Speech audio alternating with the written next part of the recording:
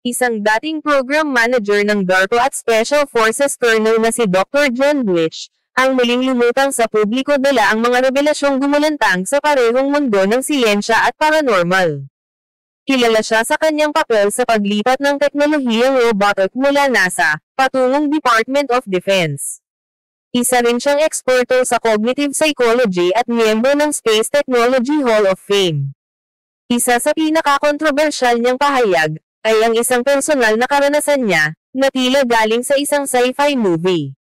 Ayon kay Dr. Blitch, ang pinakamatindi sa lahat ng kanyang naranasan, ay ang pakikipagtagpo niya sa isang nilalang na malamantes ang anyo, halos 7 talampakan ang taas, at may presensya ng pagiging lalaki. Nangyari ito sa kanyang silid, sa ikatlong palapag ng kanilang bahay kung saan walang daanan, ngunit lumitaw ang nilalang na para bang dumaan lang sa screen door. Hindi ito nagsalita, pero ito ay direktang nakakapagpadala ng emosyon at kaisipan sa kanyang isip.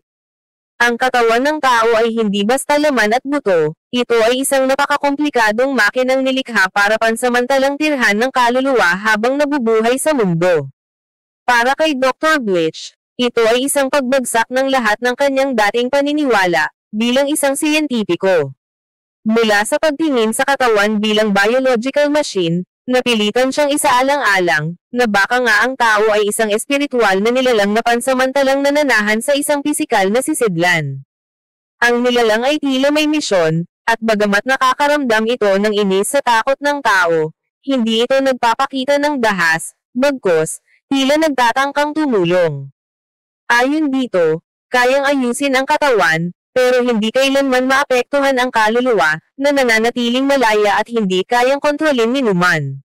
Hindi lang ito ang kakaibang karanasan ni Dr. Blitch. Mula pagkabata, may alaala na siyang tinatawag na sleep paralysis kung saan, nakakakita siya ng mga nilalang na may malalaking itim na mata sa bintana ng kanyang kwarto, mga karanasang hindi maipaliwanag, pero sobrang totoo sa kanyang pakiramdam. Lumala pa ito sa pagtanda. Isang araw, matapos ang emosyonal na pangyayari sa Oklahoma City, nagbike siya papunta sa isang liblib na lugar sa Denver.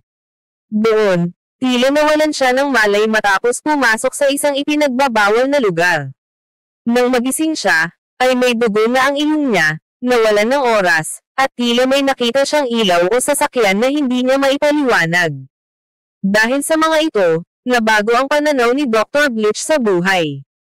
Hindi na niya basta tinatanggap ang siyentipikong paliwanag bilang sapat. Naisip niyang baka nga may mas mataas na layunin ang bawat emosyon at karanasan ng tao, na ang sakit, saya, at takot, ay bahagi ng pag-unlad ng kaluluwa. Ibinahagi rin niya, na may iba pang mga military personnel na may kaparehong karanasan. Para sa kanya, panahon na para magkaroon ng seryosong usapan ukol dito. Bagamat delikado at mahirap tanggapin, naniniwala siyang karapat-dapat na malaman ito ng publiko. Sa huli, ang kwento ni Dr. John Blitch ay hindi lang tungkol sa mga nilalang o teknolohiya, ito ay tungkol sa tanong, tayo nga ba ay katawan lang, o may mas malalim pang pinanggalingan at patutunguhan ang ating pag-iral. Pero lagi nating tatandaan, ang ating ultimate na batayan ay ang salita lamang ng Diyos, dahil nasusulat sa 2 Tesalonica Kapitulo 2, versikulo 9 hanggang 10. Ang pagdating ng taong suwail ay sa pamamagitan ng kapangyarihan ni Satanas. Gagamit siya ng lahat ng uri ng huwad na himala, mga tanda at mga kababalaghan, at ng lahat ng uri ng panlilinlang sa mga mapapahamak.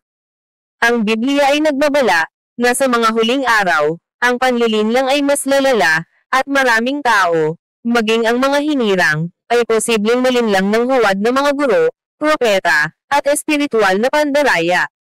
Pinaalalahanan tayo na maging mapagmatsyag, manatiling tapat sa katotohanan, at huwag magpadala sa mga matatamis na salita na taliwas sa salita ng Diyos.